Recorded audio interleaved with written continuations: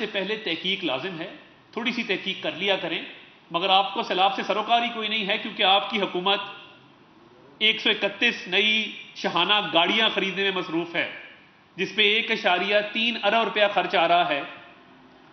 یہ آپ نے سوچ بھی کیسے لیا کہ اس دور میں جب سیلاب زدگان کو امداد کی ضرورت ہے، ریہیبلیٹیشن کی ضرورت ہے، ریلیف کی ضرورت ہے، آپ اس دور میں 1.3 ارب روپے کی گاڑیاں خرید رہے ہیں اپنے وزیروں مشیروں کے لیے، اپنے لیے، افسران کے لیے، سی ایم سیکریٹریٹ کے لیے۔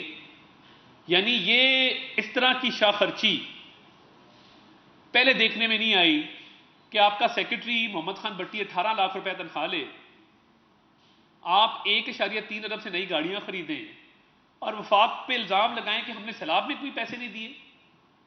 شیم آن یو چوئی صاحب۔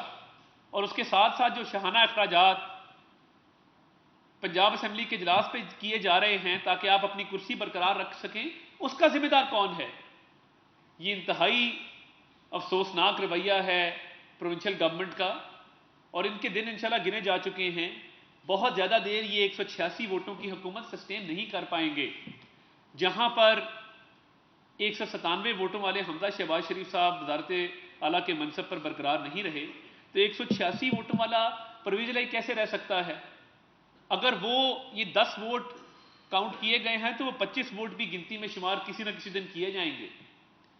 جن ایم پی ایز کو ڈی سیٹ کیا گیا ان کو اس جرم کی سزا دی گئی کہ انہوں نے ووٹ ڈالا تھا، تو کیا ووٹ ڈالنے والے کا ووٹ گنتی میں شمار نہیں کیا جائے گا؟ یہ کیسے ہو سکتا ہے؟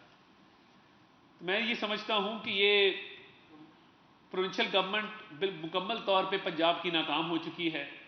پبلک سروس ڈلیوری کوئی نہیں ہے، اپنے شان و شوکت ٹھاٹ باٹ پر قوم کا اربوں روپیہ خرچ کیا جا رہا ہے۔ یہ انشاءاللہ بہت دیر یہ نظام چل نہیں سکے گا، اور بہت جلد انشاءاللہ مسلم لیگ نون کی حکومت دوبارہ پنجاب میں قائم ہوگی۔ اور جس طریقے سے پنجاب کو ایک ملک دشمن بیانیے کے لیے استعمال کیا گیا ہے، اس پہ بہت جلد انشاءاللہ آپ دیکھیں گے کہ ان کا انجام کو اچھا نہیں ہوگا۔ اور میں یہ بھی پوچھنا چاہتا ہوں کہ ہر میٹنگ میں ان کے صاحبزادے مونس الہی کس کیپیسٹی میں بیٹھتے ہیں؟ سرکاری اجلاسوں میں وہ سرکاری اجلاس میں بیٹھ کے کس حیثیت سے حکم صادر فرماتے ہیں، ہدایات جاری کرتے ہیں؟ یا تو آپ ان کو مشیر رکھ لیں یا ان کو کوئی سرکاری عہدہ دے دیں، مگر ایک شخص کا اس طرح سے احکامات جاری کرنا، سرکاری وسائل کو استعمال کرنا، یہ بالکل جائز نہیں ہے، اس کی کسی بھی قانون میں اجازت نہیں ہے۔ تو یہ آلریڈی ایف آئی اے کا ایک ملزم ہے، اس کے خلاف کیس پروسیڈ کیا جا رہا ہے، تو آپ نے کس حیثیت سے اس کو پنجاب کے اندر ہر میٹنگ میں بٹھا کے ان کو آپ ان سے چیزیں شیئر کرتے ہیں؟ یہ بالکل کسی صورت بھی اس کی اجازت نہیں دی جا سکتی۔ یہ آپ کو اس پہ بھی آپ کی جواب طلبی ہوگی اور آپ کو جواب دینا ہوگا۔ تو میں یہ سمجھتا ہوں کہ وزیر اعظم کی واپسی کے ساتھ وہ انشاءاللہ وہاں سے بھی ویڈیو لنک پہ سیلاب کے حوالے سے میٹنگ لیتے رہے، اور وہ آج بھی سیلاب زدگان کے پاس جا رہے ہیں اور سیلاب میں امدادی کارروائیوں کی بھرپور جو ہے وہ سپرویژن بھی کر رہے ہیں اور اس میں بریفنگز بھی لے رہے ہیں۔ تو انشاءاللہ جو پاکستان کو باہر سے کمٹمنٹس ملی ہیں، اور یو این سیکرٹری جنرل نے شہباز شریف صاحب کی کاوشوں کی وجہ سے دنیا بھر کے جو ادارے ہیں، جو ممالک ہیں، ان کو یہ درخواست کی ہے کہ پاکستان کا قرض جو ہے اس کو معطل کیا جائے، اس میں رعایت دی جائے۔ تو آپ نے دیکھا کہ جس طرح ڈالر جو ہے وہ روپے کے مقابلے میں گرا ہے، روپے کی قدر میں جو ہے اضافہ ہوا ہے، اسٹاک ایکسچینج میں ایک پازیٹیو رجحان ہے۔ اسحاق ڈار صاحب کے آنے سے چیزوں میں آپ کو ایک مثبت رجحان بھی نظر آیا ہے، اور شہباز شریف صاحب کے باہر کے دورے سے بھی بہت فرق پڑا ہے۔ تو انشاءاللہ آنے والے دنوں میں معیشت پہ اس کے بہت مثبت اثرات مرتب ہوں گے، اور عام آدمی کو انشاءاللہ ریلیف دیں گے، اور آپ دیکھیں گے کہ عام آدمی کی زندگی پاکستان میں مسلم لیگ نون کی حکومت میں بہت بہتر ہوگی۔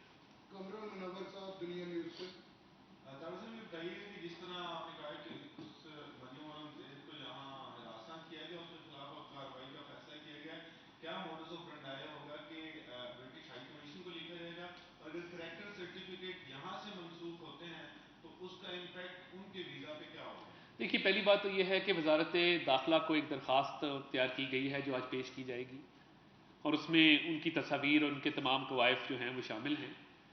تو حکومت پاکستان ان کا نائب کاپ ان کے پاسپورٹ کی منسوخی کے حوالے سے کوئی فیصلہ کرے گی، اور جو برطانوی حکام کو لیٹر لکھا جائے گا، جو ان کا ہوم آفس ہے، ان کی بارڈر ایجنسی ہے، ان کو جب یہ سرٹیفکیٹ آف گڈ کیریکٹر منسوخ ہوگا تو وہاں پہ رہنا، وہاں کا ویزا برقرار رکھنا یہ تھوڑا مشکل ہو جائے گا۔ مقصد صرف یہ ہے کہ کل کو کسی کی ماں، بہن، بیٹی باہر جائے اور آپ اس کا گھیراؤ کر کے اس کو ہراساں کریں، یہ کسی صورت اجازت نہیں دی جائے گی، کسی مرد کو بھی ہراساں کرنے کی اجازت نہیں دی جائے گی۔ اور میں یہ سمجھتا ہوں کہ یہ جو تحریک انصاف نے ایک نیا وتیرہ اپنا لیا ہے، ان کو انشاءاللہ منہ کی کھانی پڑے گی۔ ہم نے ابھی بڑے صبر، تحمل، حوصلے کے ساتھ اپنے ورکرز کو، اپنے کارکنان کو روکا ہوا ہے۔ یہ نہ ہو کہ کسی دن ایسی نوبت آ جائے کہ کوئی بھی سیاستدان اپنے گھر سے نہ نکل سکے۔ عبداللہ صاحب ڈھائی نیوز سے افضل صاحب یہ بتائیں کہ جو اس دن مریم اورنگزیب صاحبہ کے ساتھ ہوا، تو آپ یہاں سے جو کر رہے تو آپ نے لنڈن میں وہاں پہ ان کے قانون کے مطابق درخواست کی تھی۔ دوسری چیز یہ کہ آپ پاکستان تحریک انصاف کا جس طرح ہے کہ مونس الہی جو ہے وہ شامل ہوتے ہیں، تو آپ کے نون لیگ کے بھی بعض اجلاسوں میں irrelevant لوگ ہوتے ہیں، تو یہ کیسا ہے؟ دیکھیے مسلم لیگ نون کے اجلاسوں میں پہلی بات تو یہ ہے کہ لوگوں کو جن کو مدعو کیا جاتا ہے وہ میٹنگ ٹو میٹنگ مدعو کیا جاتا ہے۔ آپ یہ نہیں دیکھیں گے کہ وزیر اعظم کی ہر میٹنگ میں کوئی ایسا شخص موجود ہوگا جس کے پاس کوئی عہدہ، کوئی پورٹ فولیو نہیں ہے۔ تو مونس الہی کے بغیر کوئی میٹنگ پنجاب میں منعقد ہی نہیں کی جاتی، وہ ہر اجلاس میں، ہر میٹنگ میں، ہر ڈسکشن میں موجود ہوتے ہیں۔ تو کس ناطے سے ہوتے ہیں، میرا تو یہ سوال ہے۔ اور دوسری بات یہ ہے کہ یہ مریم اورنگزیب صاحبہ کی صوابدید تھی کہ یو کے میں رہتے ہوئے وہ وہاں کی اتھارٹیز کو درخواست دینا چاہتی ہیں کہ نہیں دینا چاہتی، تو میں نے انہیں یہی گزارش کی کہ وہاں آپ کی صوابدید ہے، اب آپ پاکستان آ گئی، یہاں ہماری صوابدید ہے۔ آصف رشید چودھری جیو سے سر یہ بتائیے گا کہ جس طرح آپ کی فیملی کو ہراساں کیا گیا، پھر آپ نے معاف کر دیا، تو کیا اس سے حوصلہ افزائی نہیں ہوتی ہے ایسے عناصر کی؟ اور دوسرا، کیا حکومت پاکستان جو ہے وہ صرف دوسروں کو لکھے گی؟ یہ سارے وہ لوگ ہیں جو جھوٹ بول کر باہر انہوں نے پیپر بنوائے ہیں، آپ ان کے کیس کیوں نہیں ایف آئی اے کو مارک کرتے کہ جب یہ لوگ ایئرپورٹ پہ آئیں تو اسی لیے یہاں سے بلائنڈلی پاس بھیجا جائے گا؟ جی سر، بہت شکریہ جی۔ پہلی بات یہ، میرے ساتھ ادھر اسلام آباد میں اپنی فیملی کے ساتھ تھا، مڈال میں ایک واقعہ پیش آیا اور اس کو غلط طریقے سے سیاق و سباق سے ہٹ کے پیش کیا گیا کہ ہنسنے پہ میں نے 4 افراد کو گرفتار کروا دیا۔ ایسا قتل نہیں تھا، نعرے بازی کی گئی، ہلڑ بازی کی گئی۔ آپ اپنی فیملی کے ساتھ ہوں اور ہلڑ بازی کی جائے، میں نے برداشت کیا، مگر وہاں پہ موجود سیکیورٹی نے پولیس کو اطلاع کی، پولیس نے کارروائی کرتے ہوئے 4 نوجوانوں کو گرفتار کیا۔